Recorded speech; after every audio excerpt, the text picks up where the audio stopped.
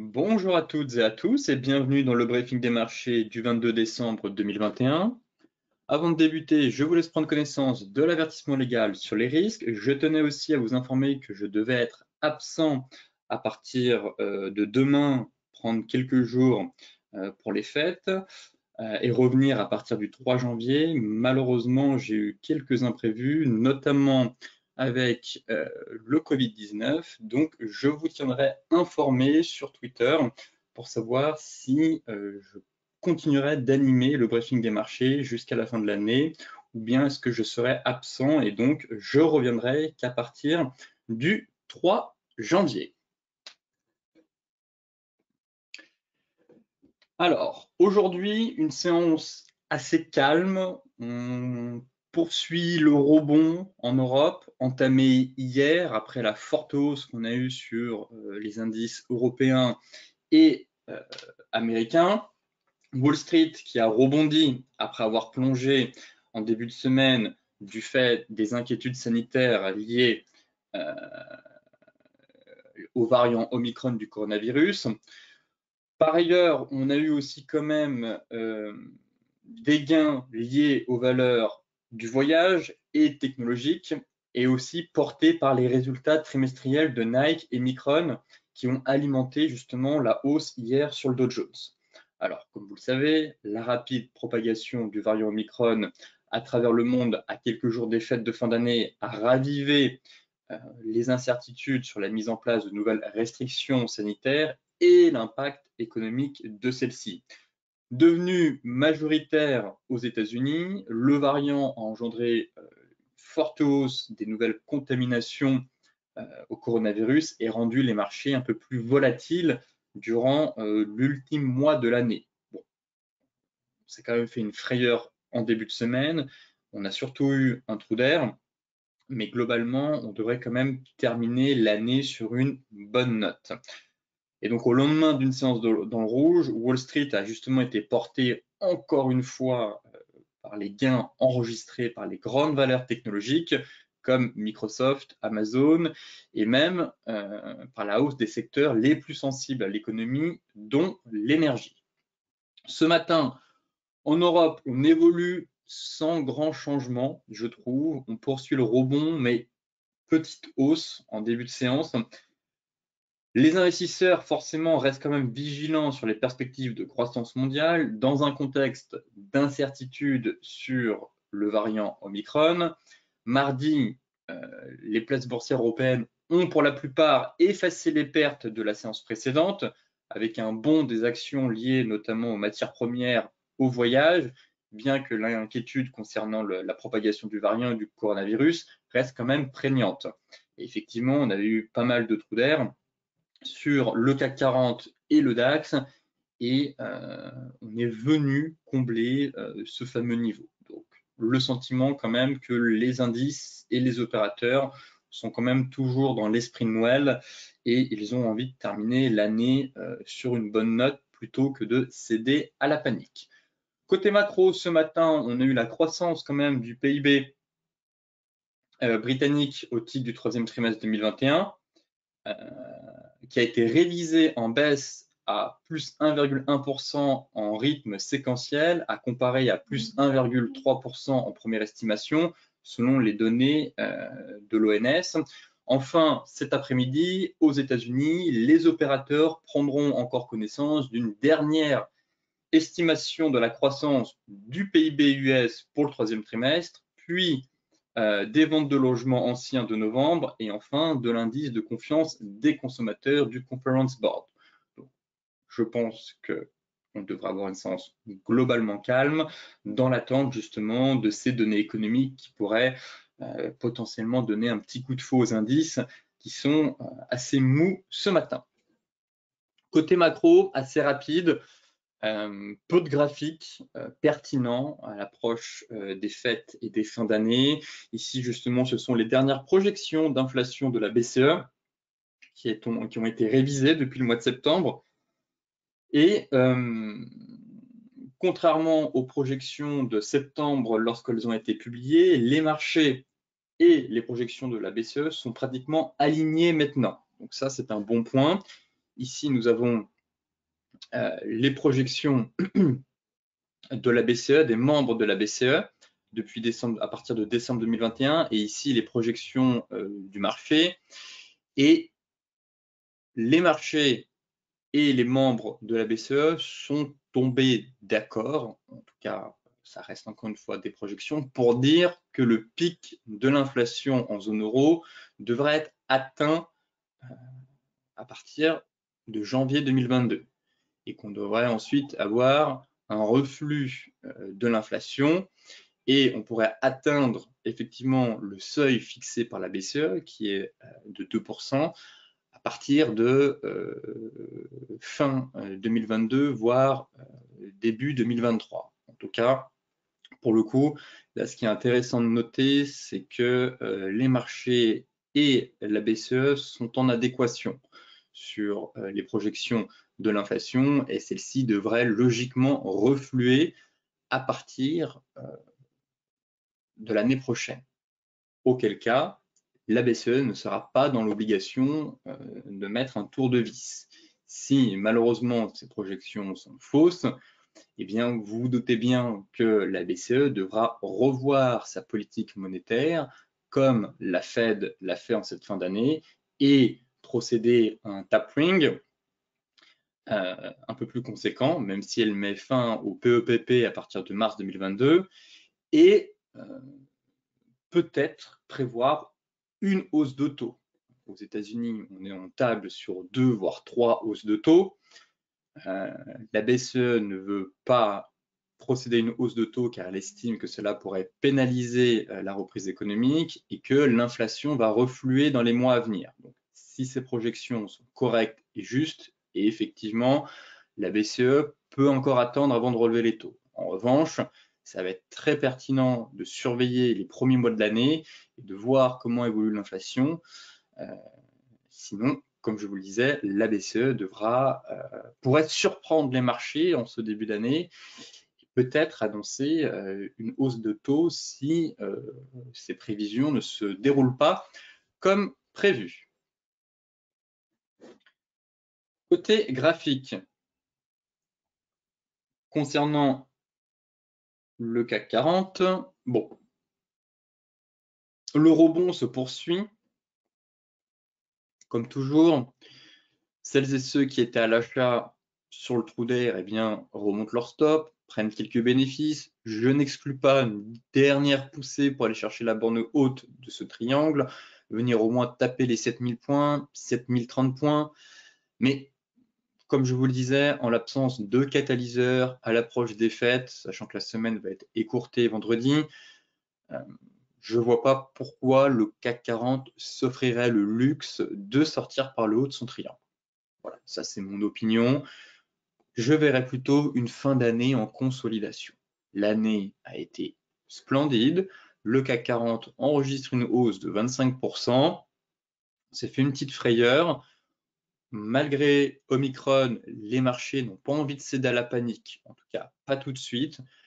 Le sentiment plutôt que les variants et le Covid fait tousser les marchés, effectivement, ça crée des tensions à chaque fois, mais n'engendre plus de grosses corrections. Maintenant, le marché n'a aucune raison d'aller inscrire un nouveau plus haut historique d'ici la fin de l'année. Là, on n'a pas de news macro qui va tomber d'ici là.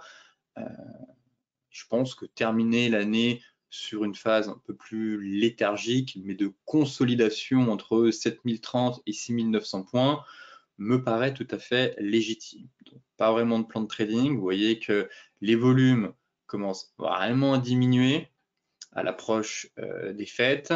Compliqué de mettre en place des plans de trading, sauf pour celles et ceux qui se sont positionnés en tout cas sur ce trou d'air. Pensez à prendre des bénéfices ou bien garder un reliquat si vous pensez que d'ici la fin de l'année, voire en début d'année prochaine, on peut avoir une sortie par le haut de ce triangle. Mais globalement, je verrais plutôt, je table en tout cas sur une stabilisation de l'indice entre 6900 points et 7030, 7045. Le DAX, pareil, balle au centre, sur le milieu de range.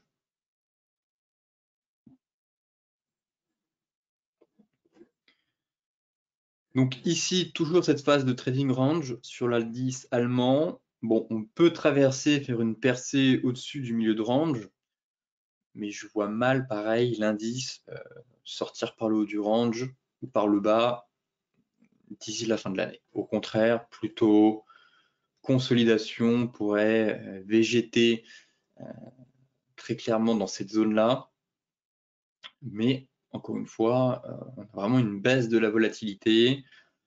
Peut-être que cet après-midi, on aura un peu plus de flux avec les indicateurs US qui vont tomber à partir de 14h30, mais sinon, le marché reste quand même assez mou.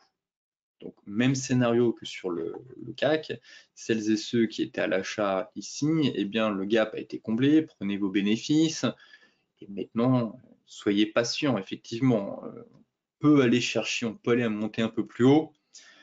Si on casse effectivement le milieu de range et cette fameuse résistance qu'on a juste ici, effectivement, on pourrait aller chercher quelques points supplémentaires.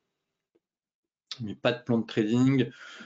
Je trouve sur l'indice allemand, pour l'instant, on fait rien du tout.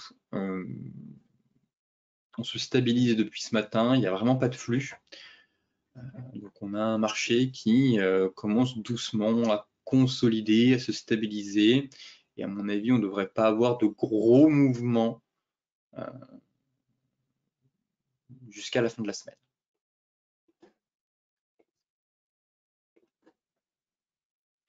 Et voir un range à venir entre 15 300, 15 500. Et effectivement, si on casse les 15 500, on pourrait aller chercher un peu plus haut, très clairement. 15 008, ça me semble beaucoup, honnêtement, ça me paraît être une grosse hausse encore. 2%, c'est quand même pas mal, c'est même beaucoup. Mais je ne serais pas surpris plutôt qu'on consolide entre 15 500, 15 300. Il y a encore quelques incertitudes quand même si les marchés préfèrent voir le verre à moitié plein plutôt qu'à moitié vide. Mais comme je vous le disais sur le CAC 40, aucune raison vraiment d'aller sortir par le haut, d'aller inscrire de nouveaux records. Au contraire, on devrait terminer l'année dans une phase de consolidation dans l'attente d'un prochain catalyseur. Le Dow Jones. Le Dow Jones plus nerveux déjà, suite à la réaction sur zone qu'on a eue sur le cash. Le gap a été comblé. Donc, je vous disais hier qu'un niveau à aller chercher pour celles et ceux qui avaient payé la divergence haussière sur zone, ce serait d'aller dans un premier temps combler le gap. Donc on a vraiment eu une très belle hausse sur le Dow Jones. Le sentiment que l'indice américain a plus de peps qu'en Europe. Je trouve qu'en Europe, c'est assez mou. On devrait continuer à consolider, mais je ne serais pas étonné de voir l'indice américain continuer de grimper un peu plus. En tout cas, j'ai l'impression qu'il en a encore sous le coude, qu'il est un peu plus nerveux et que le rebond qu'on a eu hier,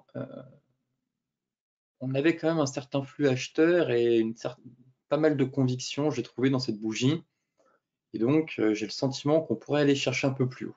Retourner sur les 35 800, 35 830. En tout cas, je reste positif et haussier sur l'indice. On a la MM50 ici à aller chercher, ce sera un premier point. Et l'élément encourageant, ce serait de casser la fameuse résistance des 35 630. Maintenant, en données 4 heures, en données 4 heures, on a retracé plus de 50%, à mon avis, de la dernière vague de baisse. Exactement. Ça reste positif. Ça reste positif. Hop. Et je verrais bien une poursuite du rebond, en fait, sur le Dow Jones pour aller chercher 35 630. Et en cas de cassure, 35 900. En tout cas, j'aime beaucoup la dynamique et je la trouve plus convaincante que sur les indices européens. Maintenant, si on bascule sur les futurs, pour voir un peu l'ouverture, enfin la séance actuellement, mais je crois qu'on est dans le vert aussi. Bon, ouais, légère hausse. Mais on est repassé au-dessus. Bon, on est sous une zone. Je vais enlever Ishimoku, me remettre en données daily. Effectivement, on est sous la zone. On est sous la zone, on a eu un beau rebond. Je garde un biais haussier sur l'indice américain très clairement. Je pense qu'il a les capacités de casser cette zone et de retourner, comme je vous le disais, à 35 900 pour cette fin d'année. Sachant que le setup cassure Kijun est toujours confirmé. Pour l'instant, on a eu un beau setup, on a fait la mèche basse, mais pour moi, il n'est pas invalidé. Et bien au contraire, on est même en train de reprendre. Ici, on devrait clôturer, si on reste comme ça, au-dessus de Tenkan Kijun. Donc ça, c'est vraiment un bon point. Et je considère toujours qu'on a eu un signal technique aussi à moyen et long terme. Bon, ça peut prendre plusieurs semaines, étant donné que, comme je vous le disais, à l'approche des fêtes, ça risque d'être calme, mais on pourrait avoir un démarrage haussier à partir de janvier. Et la configuration reste quand même assez propre sur l'indice Dow Jones. Donc, celles et ceux qui ont pris la divergence ici en données horaires, les 50% ont été faits hier en fin de séance. Donc, un TP a été atteint. Gardez un reliquat maintenant si vous pensez que le Dow Jones peut aller chercher plus haut. Bon, en tout cas, j'ai pas d'alerte baissière. Que ce soit dans les bougies horaires, j'ai le sentiment qu'on peut aller chercher plus haut. Maintenant, on est sous zone. Pour moi, pas de chandelier baissier, très clairement, pas de stratégie baissière. Moi, au contraire, pour celles et ceux qui étaient à l'achat, gardez un reliquat car on pourrait, si on casse cette zone, en tout cas, en clôture, l'objectif serait d'aller chercher les 35 900 points. L'euro-dollar, donc sur le Forex, il y a du bon et du moins bon. Dont le moins bon, c'est le stop, sur l'euro NZD. Et le côté positif, c'est le GBP USD qui a quasiment fait son TP1. Alors, concernant l'euro-dollar, d'abord, il se passe absolument rien. C'est vraiment mou, malgré le setup baissier qu'on a eu ici. Comme je vous le disais hier, je ne pense pas que l'euro-dollar va prendre une direction dans un sens ou dans un autre avant la fin de l'année. Mais au contraire, continuer de consolider jusqu'à l'année prochaine. Actuellement, c'est le scénario que j'ai. On a peu d'indicateurs éco qui vont tomber, peu d'indicateurs macro aussi. J'ai un biais baissier sur cette paire. Je pense qu'on va retourner visiter les 1,1180 et je n'exclus pas une baisse en direction des 1,1075. Mais malheureusement, pour l'heure, ça manque de flux. On n'a pas de catalyseur et tout porte à croire que le marché devrait en fait consolider à l'intérieur de ce triangle. Alors, bien évidemment, j'ai essayé de retracer un peu les bornes pour l'ajuster. Hein. À la base, on avait un petit fanion, mais on a eu une fausse cassure par le bas, puis une fausse cassure par le haut. Donc, porte de saloon. Essayons de retracer et d'ajuster ce triangle. Mais là, c'est compliqué. Enfin, c'est compliqué, il se passe rien, en fait. Et le sentiment qu'on devrait poursuivre cette phase un peu léthargique jusqu'à la fin de l'année. Compliqué de mettre en place un plan de trading. Comme je vous le disais, pour moi, on a eu un signal technique baissier, mais il n'y a pas eu de relais derrière. On a cassé, c'est repris, et puis plus rien. Donc ça, c'est un peu dommage. Je pensais qu'il y aurait eu que les vendeurs, en tout cas, auraient tenté quelque chose, cassé au moins la borne basse, puis finalement, même pas. Les acheteurs n'ont pas non plus une énorme conviction, on peine à aller chercher la borne haute du triangle. Et là, on est en plein milieu depuis le début de la semaine. Et parti comme ça, je vois mal l'euro prendre une direction, déclencher un flux directionnel.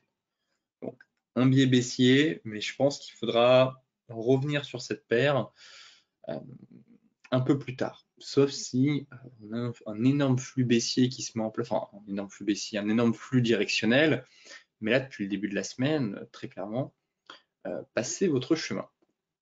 Le GBP USD, TP1 quasiment fait. Hier, je vous disais, suite à l'avalement qui avait confirmé justement le marteau, on était à peu près ici, de mettre votre stop à break-even. On avait du mal un peu à casser cette résistance, et donc de mettre le stop à break-even au cas où le marché retomberait. Finalement, c'est cassé, on est venu chercher la borne haute du range. Donc, on peut monter un peu plus haut, ne soyez pas trop gourmand. Effectivement, le niveau parfait, ce serait d'aller chercher le plat qui joue. Voilà. Donc, peut-être que certains d'entre vous, on est sous zone en fait, on est une grosse zone. Peut-être que certains ont pris des bénéfices. Je vise pas plus haut pour l'instant sur le GBP. Pareil, je le vois mal déclencher un flux, mais plutôt une phase de consolidation, une poursuite de la phase de consolidation. Donc là, TP1 quasiment fait, voire fait. L'idéal, ce serait de venir chercher le plat qui joue. Voilà. Mais toujours travailler ce range. Pour l'instant, on n'a pas de bougie de retournement donné 4 heures. On reste un peu dans une séance flux. Voyons voir si le marché aura les capacités d'aller chercher notre plaquette jaune. Dans ce cas-là, ce serait vraiment l'objectif théorique. En tout cas, un bon point sur cette paire, puisque malgré le fait qu'on ait peu de volatilité, on a quand même eu un peu de flux entre hier et aujourd'hui sur le GBP. Et je pense qu'on devrait poursuivre cette phase de trading range. Donc ne soyez pas trop gourmands. Ne soyez pas trop gourmands, prenez des bénéfices, étant donné que le marché est relativement calme, peu volatile. Donc, c'est aussi possible qu'on ne vienne pas vraiment taper les zones qu'on attendrait à chaque fois. Donc, voilà pourquoi il ne faut pas hésiter à se payer. L'euro NZD, malheureusement, je fais le suivi, mais c'est un stop loss. Bull trap, c'est retombé. Je vous avais dit que de placer votre stop loss sous la zone. Malheureusement, le marché n'a pas voulu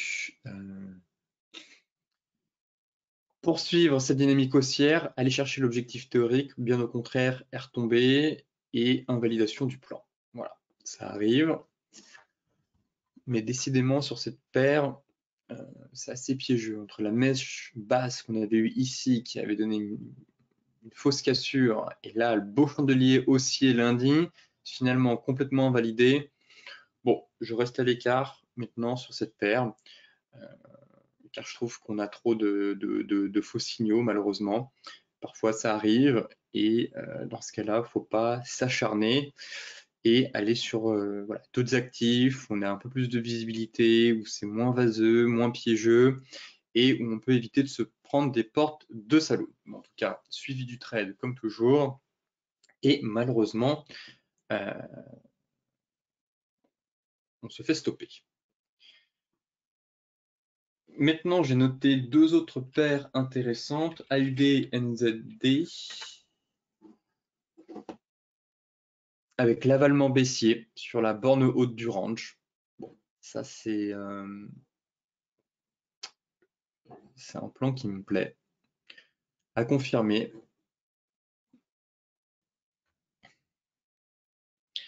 On vient buter sur notre Tenkan mensuel. Une nouvelle fois, on a notre Tenkan mensuel qui est juste ici. Donc ça, c'est déjà un bon point. Juste au-dessus, on a et même 50 et même 200. Donc le stop loss, ce sera à placer juste au-dessus. Donc là, pareil, deux gros niveaux. Et le sentiment qu'on est dans un range, en fait. Et en daily, si on affine en données daily, notre nuage qui se met à plat et on est parti pour être dans un range. Et là, on a eu un bel avalement baissier hier. Donc là, très clairement, j'aurais envie de mettre en place un plan de trading avec un stop loss au-dessus.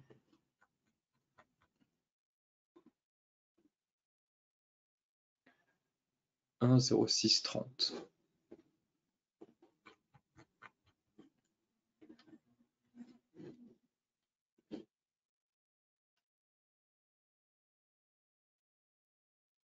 Ouais, 1,0640 même.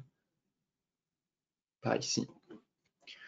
Pour aller chercher en TP1, 1,0490. Et en TP2, 1,0330. Bon, voilà un plan. Libre à vous maintenant de l'adopter ou pas. Ma seule crainte en fait dans ce plan-là, c'est qu'on n'ait pas suffisamment de volatilité et que le marché se stabilise finalement et que ça devienne un peu léthargique. Voilà. À l'approche des fêtes de fin d'année, encore une fois. Et donc, ça pourrait mettre du temps avant de se déclencher. En tout cas, j'aime beaucoup le niveau sur lequel on se situe, entre la MM200 qui vient coiffer les prix, l'avalement baissier daily, la Tenkan mensuelle qui bloque, et la MM50 et 200 hebdomadaire juste au-dessus. Donc effectivement, on a un beau seuil technique, et on est sur une belle zone de prix, avec un chandelier de retournement. Donc là, maintenant, pour celles et ceux qui préfèrent attendre, en soi, je peux le comprendre, faudrait qu'on ait une clôture 4 heures sous la MM50. Là, ce serait déjà un bon point. Effectivement, pour pas trop se précipiter, quitte à avoir un peu de retard, mais dans ce cas-là, au moins attendre une clôture 4 heures sous les 1,0555. Et là, ce sera un bon point. Car le fait qu'on soit au-dessus du nuage et soutenu par la MM50, ça peut être piégeux. Et si on casse ce niveau et qu'on clôture justement en dessous, bon, je pense qu'on pourrait enfin amorcer un mouvement correctif pour aller chercher en TP1 1,0490 et en TP2 ce serait les 1,0330. L'euro-yen, c'est pareil, on a un range et une sortie par le haut du range. J'aime beaucoup l'avalement haussier qu'on est en train de faire sur cette paire en données hebdomadaires. Vous voyez qu'on a ouvert avec un gap baissier en début de semaine, et là on est en train de faire un bel avalement haussier. Donc ici on avait déjà un marteau inversé.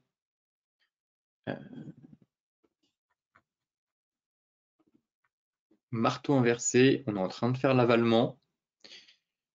Donc ça c'est un bon point pour la suite. Et en données daily, on a ce fameux range, voire double creux. Ici, on a un niveau, je vais enlever l'Ichimoku. Bon, on est en train de casser la Kijun en plus, ça c'est propre. On a quand même 3 belles bougies flux. Ça veut dire qu'il y a du flux sur ce marché, donc là c'est intéressant. Je vais enlever.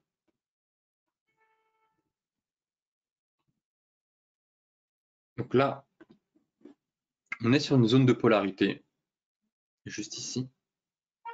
Voilà, une petite zone de polarité. Et si on clôture au-dessus, eh bien, je pense qu'on pourrait mettre en place un plan de trading avec un stop loss sous la zone pour aller chercher en TP1 130,12 et en TP2 130,56 voire 131,15. Maintenant, si on affine en données 4 heures, là, on avait un peu ce range double creux à confirmer. D'une part en données 4 heures, d'autre part, il sera encore mieux d'avoir une clôture daily au-dessus de cette zone pour confirmer le signal technique haussier. Derrière, ça confirmerait, je pense, si on confirme et qu'on casse ce niveau, l'avalement haussier qu'on est en train de faire en données hebdomadaires. Et donc, les objectifs de prix, ce serait 131,15. Donc, un plan à venir sur l'euro-yen, en tout cas une configuration que je trouve vraiment très intéressante. Après une belle dégringolade, stabilisation, des signaux encourageants en données hebdomadaires avec le marteau inversé et l'avalement haussier. En données daily, sortie de range par le haut, 3 bougies flux consécutifs depuis le début de la semaine, donc un flux acheteur qui est en train de se mettre en place. Maintenant, il ne manque plus qu'à transformer l'essai, casser ce niveau pour déclencher la reprise haussière et aller chercher les différents niveaux que je viens de vous citer. le gold.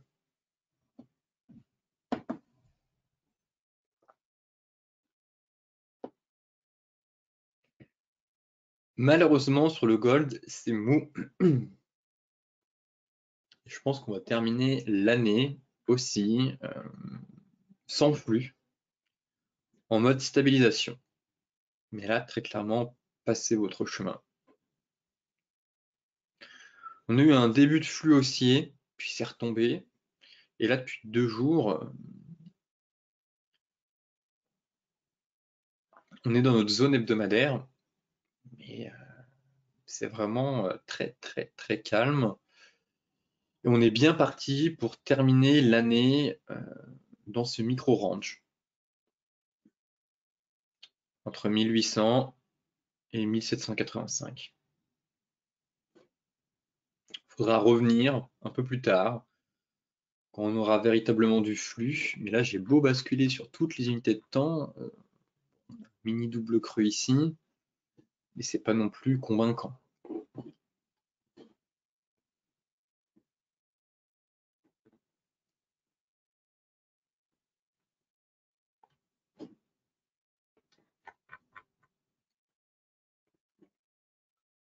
Là, ce qui est dommage, c'est qu'on ait réintégré le range. J'espère qu'on va pas repartir dans un nouveau range du style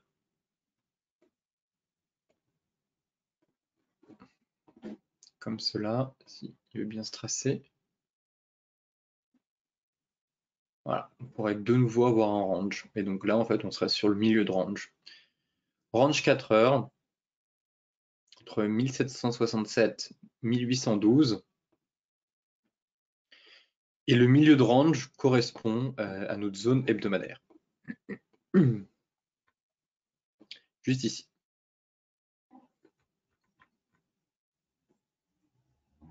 Malheureusement, on est repassé sous la moyenne mobile 50 encore une fois. Et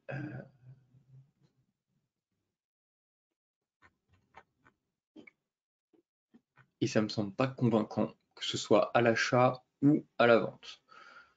Si on retourne en bas, eh bien, vous connaissez le plan. Vers la borne basse en plus du triangle hebdomadaire. Mais ici, au plein milieu, honnêtement, je trouve qu'on n'a aucune visibilité pour la suite. Donc, soyons patients et revenons quand on aura un peu plus de flux. Pour l'heure, je pense qu'on va terminer l'année entre 1800 et 1785. Encore une fois, dans l'attente d'un prochain catalyseur ou d'un retour des investisseurs pouvant déclencher enfin un flux. Concernant le Brent, ça reprend de la hauteur. On reprend un peu de hauteur.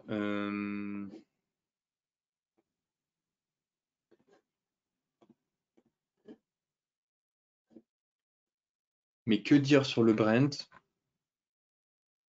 Par le sentiment qu'on va, encore une fois, consolider dans un range. Donc là, rien à faire de plus sur le pétrole Brent. Surveiller la borne haute pour de nouveau tenter une vente sur signal, comme c'était le cas la semaine dernière.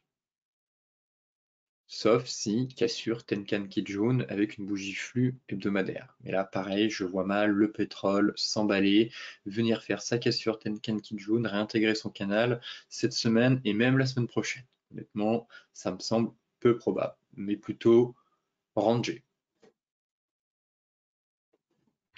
En données daily,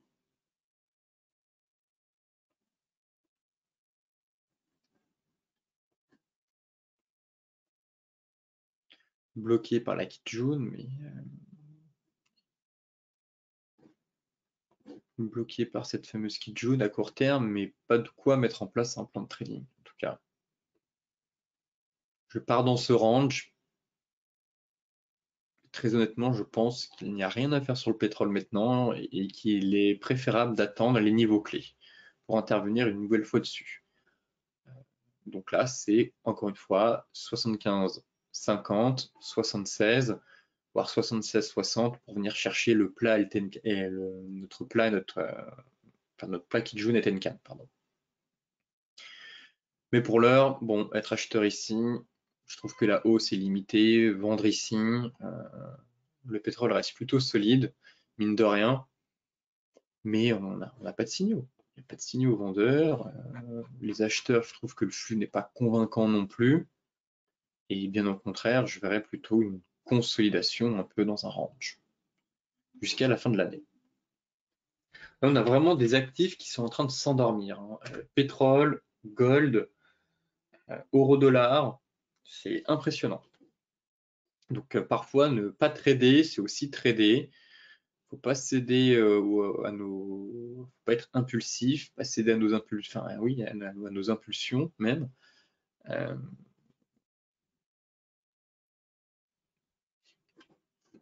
mais sur le light,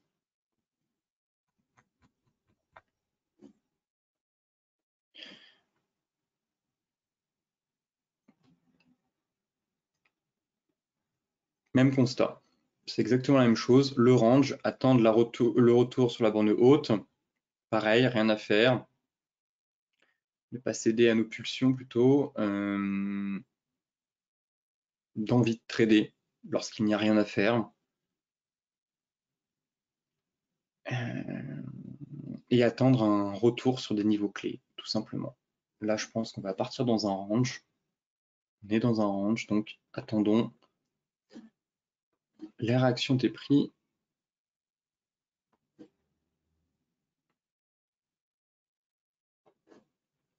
Sur la borne haute.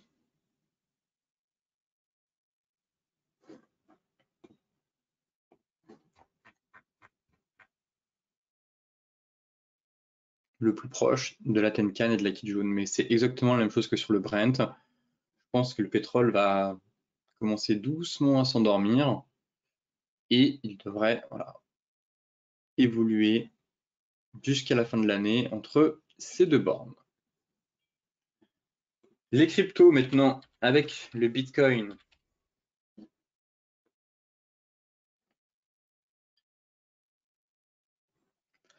J'ai hâte de voir la clôture hebdomadaire sur les crypto-monnaies. Ce sera encore magnifique, ce serait vraiment plaisant qu'on ait un avalement haussier, qu'on casse notre Tenkan. Là, actuellement, on n'arrive pas à passer notre Tenkan hebdomadaire.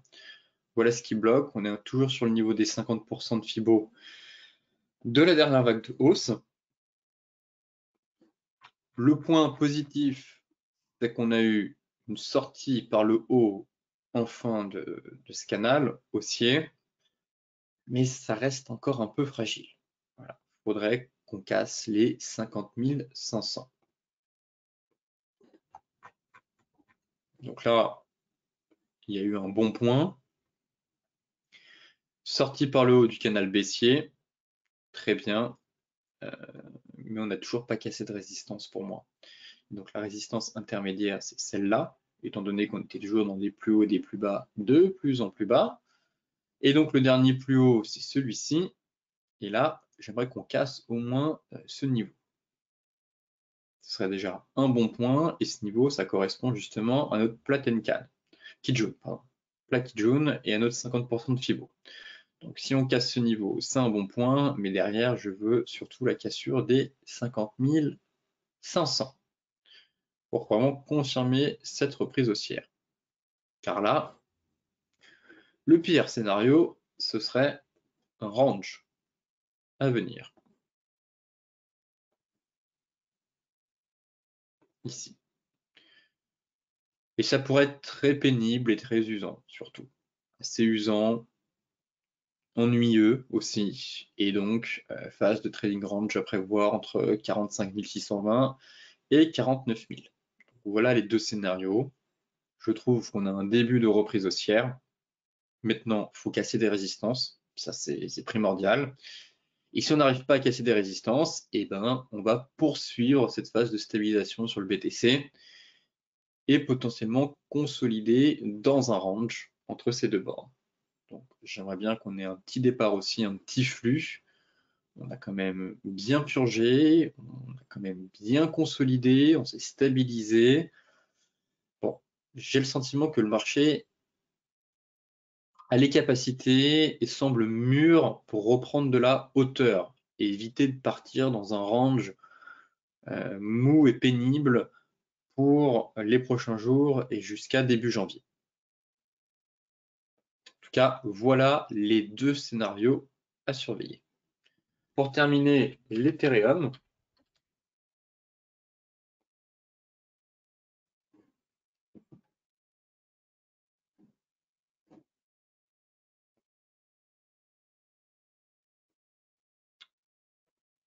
Alors, basculons en données hebdomadaires, mais là, j'ai pas grand chose à dire, à part qu'on va préserver la zone, encore une fois. En données daily, bon, bulle sous le nuage, sous notre plaquette jaune. Pour moi, on a eu quand même un élément convaincant, c'est la sortie par le haut de ce biseau. Donc, logiquement, ça devrait quand même permettre à l'Ethereum de reprendre un peu de hauteur. Si on reporte l'objectif théorique de ce biseau, ça pourrait nous donner une cible autour de... Ce serait retour sur les 4008, quasiment. Retour sur les 4000. Donc là, c'est l'objectif théorique.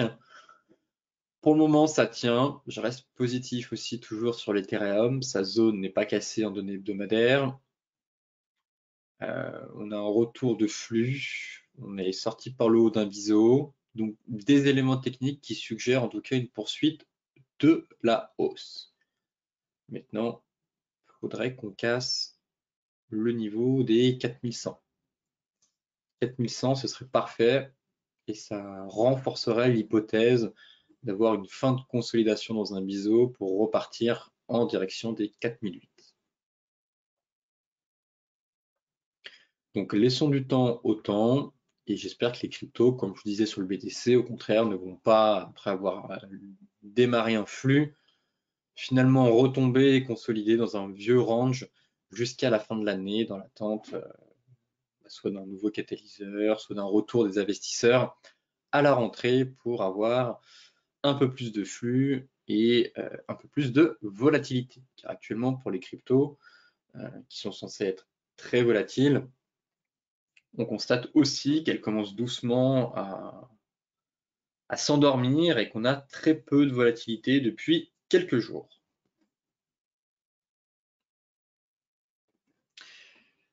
Sur ce briefing des marchés touche à sa fin. Comme d'habitude, je vous souhaite une excellente journée. Comme je vous le disais en introduction, je suis censé être absent demain et ce pour une durée de 10 jours avec un retour seulement le 3 décembre, le 3 janvier. Mais malheureusement, j'ai eu quelques complications, comme je vous le disais, notamment et potentiellement avec le Covid-19 et il se pourrait que je sois disponible finalement la semaine prochaine. Je vous tiendrai informé via Twitter. Sur ce, soyez prudents sur les marchés. Ne pratiquez pas l'overtrading, sachant qu'il y a quand même peu de volatilité et que les marchés sont doucement en train de s'endormir. Et si je ne vous revois pas, eh bien, passez d'excellentes fêtes, la santé surtout, et je vous dis à très bientôt.